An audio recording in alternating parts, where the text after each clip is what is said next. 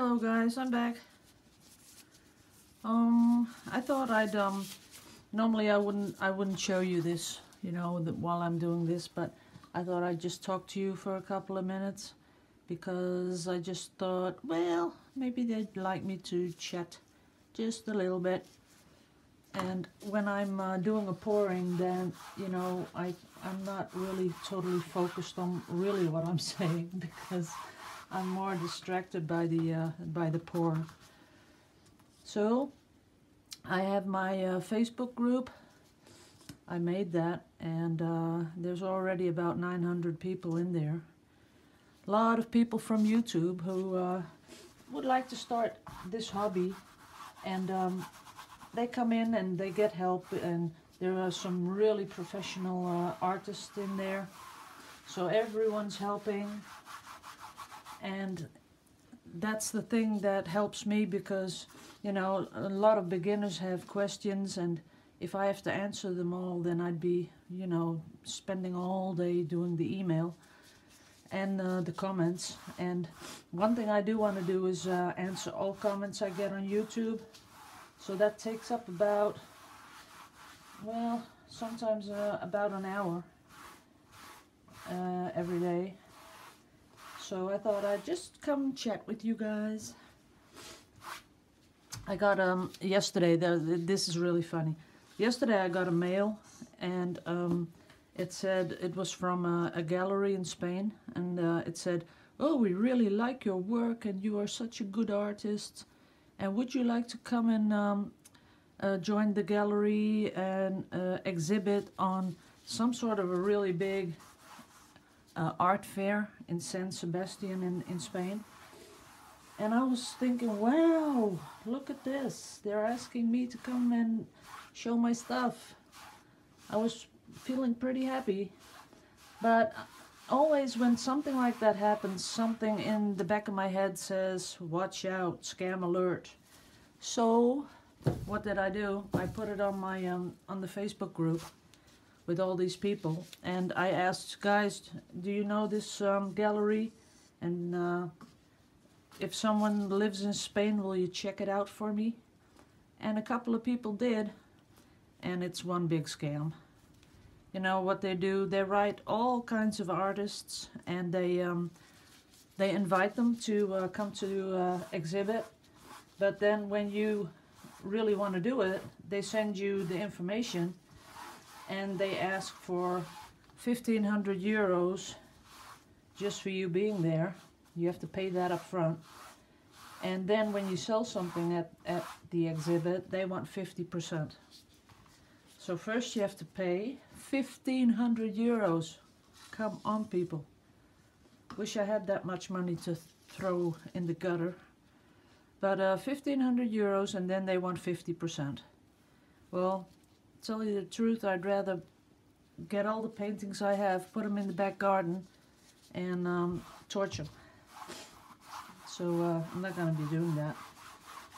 But I did ask them for the information, so I want to see how they present it and when they are going to ask for the 1,500. But to all fellow artists that watch my channel, don't do it. Watch out before someone takes your money and gives you nothing in return. People like that, they should be banned for life, but they aren't. They're just doing their thing. They've been doing this for years. And I guess some artists really think, maybe I should do this and I should pay them. But I think if your work is good enough, there's got to be some gallery that will contact you and ask you to exhibit.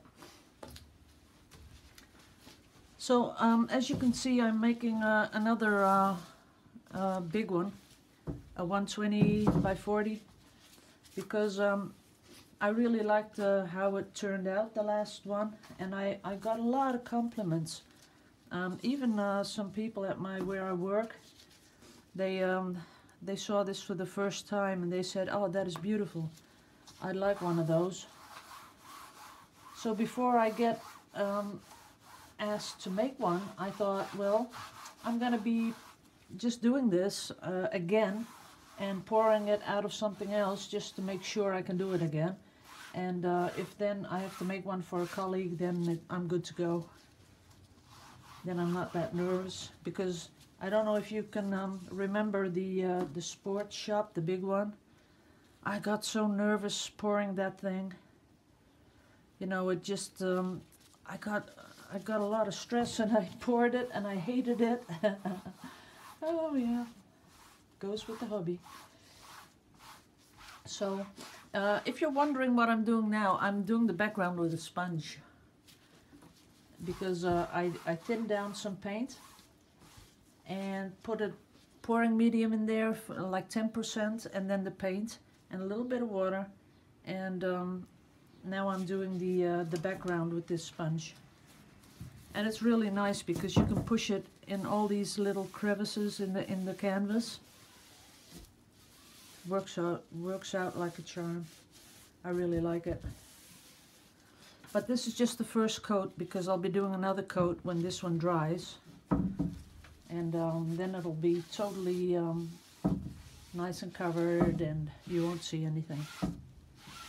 All I have to do is put everything in one direction as much as I can, because some of it is already dried.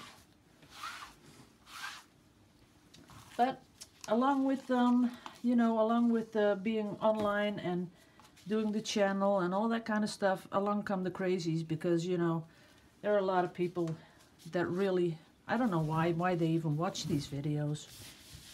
You know, I did the one with the big cells, and I thought it was pretty obvious what I was doing, but it's not, because a lot of people really don't understand what I'm doing.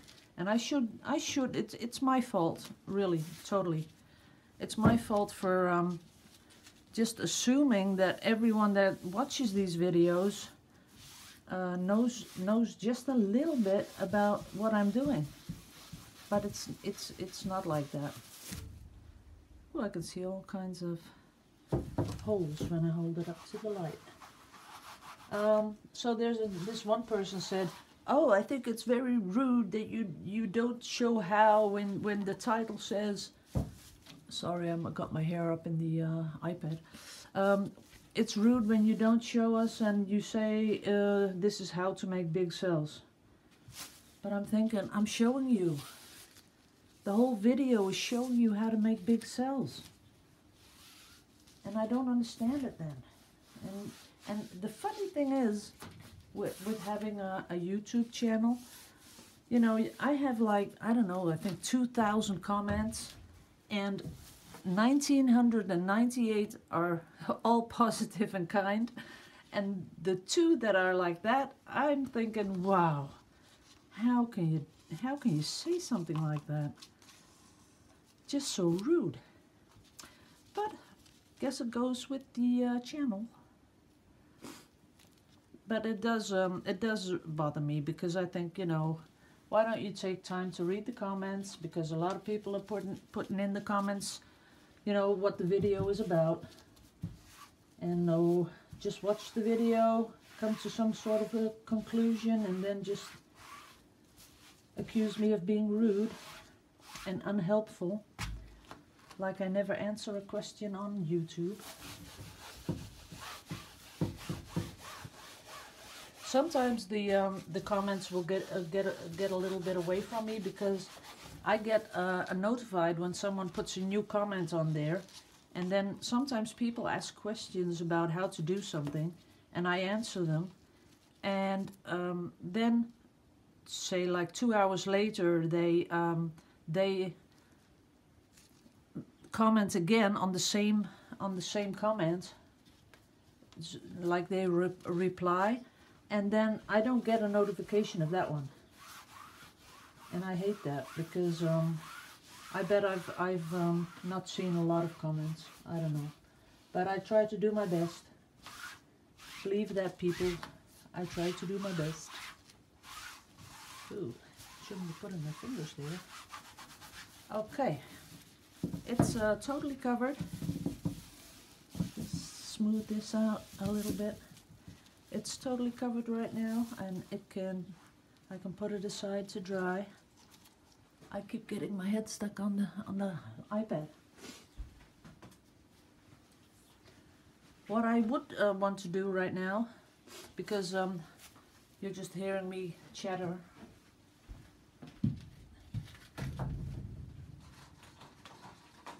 Let me get this. I have some leftover paint from, this one is 2 days ago. This one is, oh, let me think. No, that one is 2 days ago. This one is 3 days ago. And I thought, you know, I don't want to throw it out. It still works, I guess. So I'm going to be doing something with it right now. And my gloves are all black. That is maybe not a good thing to do right now. Maybe I should change gloves.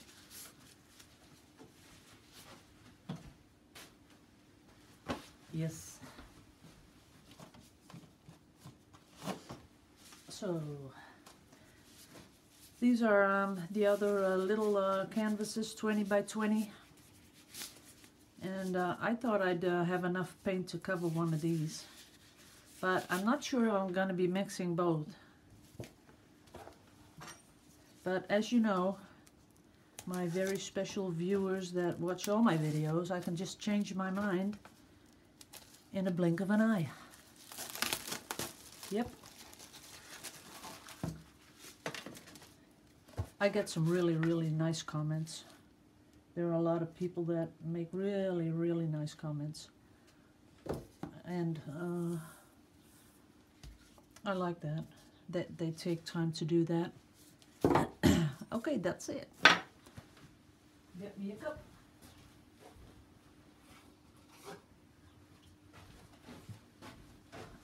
I will be doing a lot of videos this weekend because I have to finish those experiments that I promised. I hate promising things and not doing them.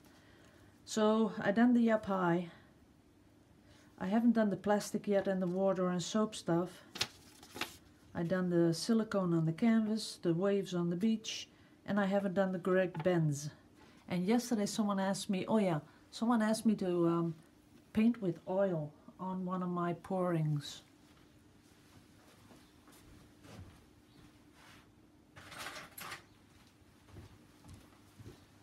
I'm making sure that when I walk away and get something that I don't talk, because I think that's the part where you can't hear me that well. So we have the silicone on the canvas, we've done that.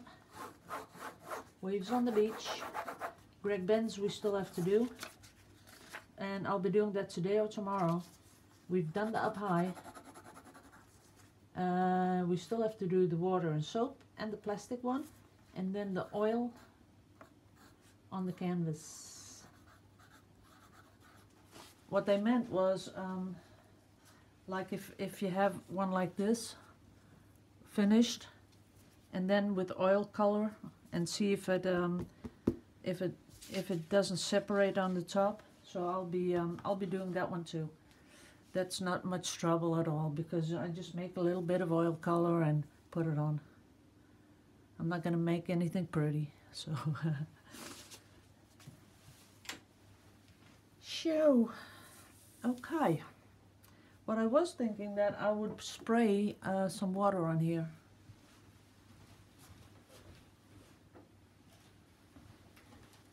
Now I've been getting a lot better. See, there you have the bottle and there's water on there. I have so many of those bottles and I'm just afraid that, you know, one of these days I'm gonna be getting silicone instead of water, so I started naming them. Just a little bit, like this. That's okay, that's wet. So that can soak in a little. I wasn't planning on putting those colors and those colors together because these are my go-to colors, and this was the experiment with the PVA glue, and where I took the really big palette knife and just slopped it over. So I'm not sure. Nah, I can't put that with that. That is no color combination anyone would like. So let's see how much of this paint I can still use. Ooh, it's pretty much stuck together. Damn, that's not good. Ooh, yeah, it's coming loose. Okay, let's put this aside before it gets messed up. I think I should get something that I can get the paint out, like a stick, a new one.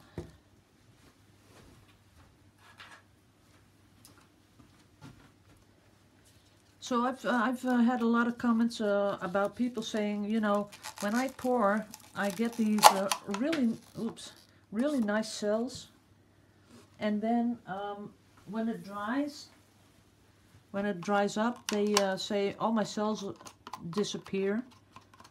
It's usually when your paint is too thin. I've had that happen to me a couple of times in the beginning, and the paint was just too thin and it just disappeared. And it made me really sad because it was a really pretty painting in the beginning, and then it just all went away. So I think if you have that, just try to make your paint a little thicker. See, a little bit of turquoise in there. I think I will mix just a little bit of white and turquoise because there's not much in here. And it's pretty stuck together. A little bit of orange. Yeah, I'm going to be mixing just a little bit. Oh, here's another bit of turquoise. Oh yeah, I had 2 cups.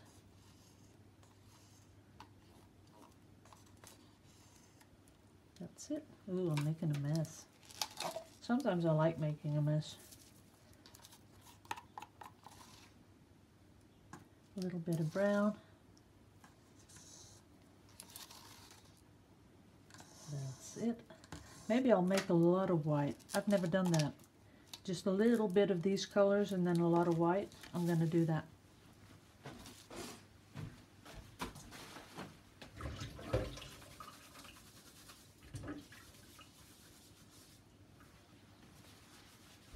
Okay.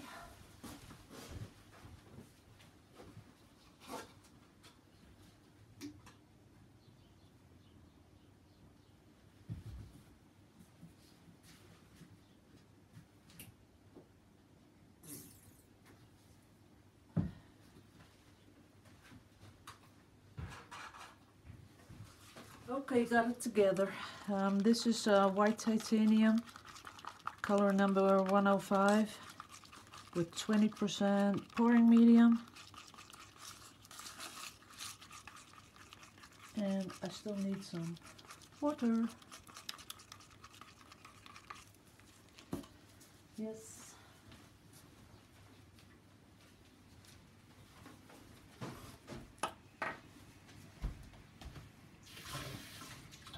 So like I said, after these experiments I have to stop because I'm going to be doing some bigger paintings, and I want to focus on them because I think there's a market for it in Holland. It's just starting over here, but I see a lot of people really appreciating the style of acrylic pouring, and I think slowly they'll start to like it. So I want to do some big paintings. I had some inquiries on my website, but I've only got prints on my website. In the beginning that's the only thing I did was make macro prints, and I was pretty satisfied doing that. And right now, you know, I'm more into the paintings. And first I was doing only the small ones, the 20 by 20. But right now I'm going bigger and bigger and bigger. Let's see. No, not ready yet. I'll show you up close again when it's mixed. It's a little buildup on the stick, and when you hold it up, it pours right off.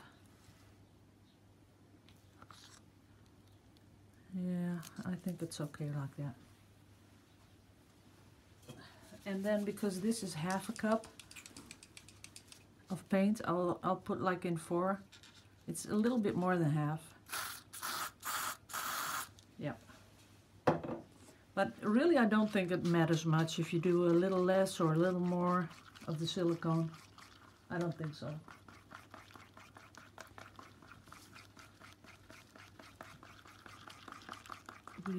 That's it. A little bit thick.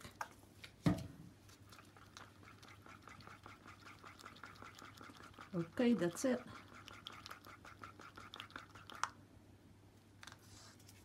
And then I'm going to be doing this. So I'll put it in with the rest of the colors. Just letting it leak in there. That's enough. And then I want you to really be able to see it, so I'm going to be taking this and putting it up close for you. Let's see, it's already dried out.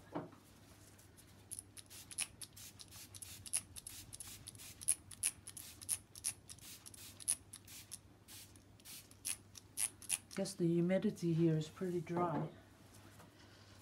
Okay, so put the canvas on top in the middle, then turn the whole thing around, and then hold it up close so you can see it. We ready? Shall I do big cells? Yeah, that could be a good idea. Here we go. Ooh, that's a lot of white. That'll be pretty if I torch it and the colors come up, because I can see the color peeping underneath. Let us get the torch.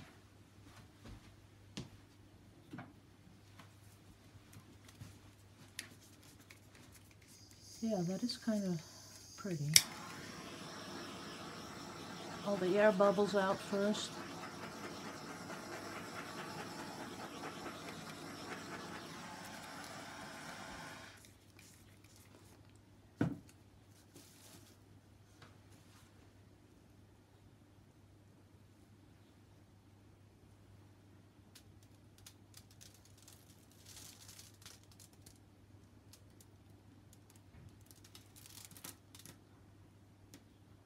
Oh yeah, this is nice. I wasn't expecting this. Can you see how they're up there? Really beautiful cells are forming. But I don't want to tip this off the side because I like that green patch too. But I have to. Then this way.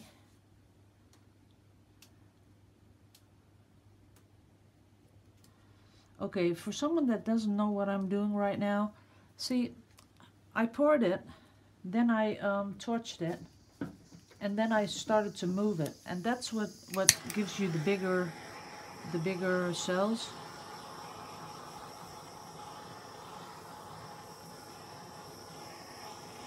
There's a lot of air bubbles in this paint.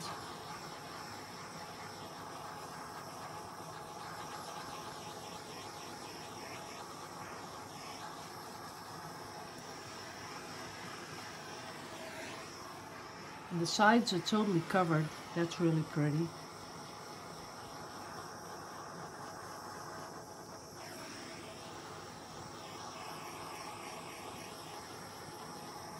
I'm torching it a lot because the thing is that it already was torched. So I'm thinking if I torch it now, I'll keep the patterns better, that they won't disappear. But can you see how fast I'm doing this?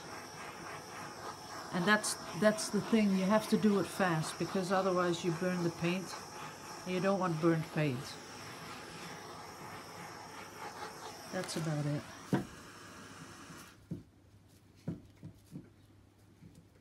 Ooh, very pretty. Here on the side also. That's nice. See how the colors are coming up? And I do think that it'll still do that just a little bit more, because the white, as I've talked about often, the white is the most dense paint. There's the most pigment, so it's heavy. And then the other ones, the transparent ones and ones with lighter pigments, they will come up. And you can see it. It is still happening. I still see it moving, but it's really hard to see because there's a lot of, you know. Oops, am I dropping paint again? Yeah, there's a lot of light reflecting in it, so you can't really see it that well. But I don't know if you can see it at all. But it's a keeper. I'm gonna keep this one. I like it. I like the white, and then just a little whisk of beige, and then on top that little bit of turquoise. I like it. Shoe. I'll put it down here a bit. Take off the gloves. Give you a close-up. And get ready for one of my experiments. Okay. Let's see. See how here you see the big cells? That's because I started tilting after torching, and then up there, that's pretty, and over here, especially here the side, I like that. Just a little splash of color, not too much. It makes it something, well, different, and I like it. Okay, 26 minutes. I want to thank you all for listening to my rambling, and I will see you in the next experiment. Bye bye.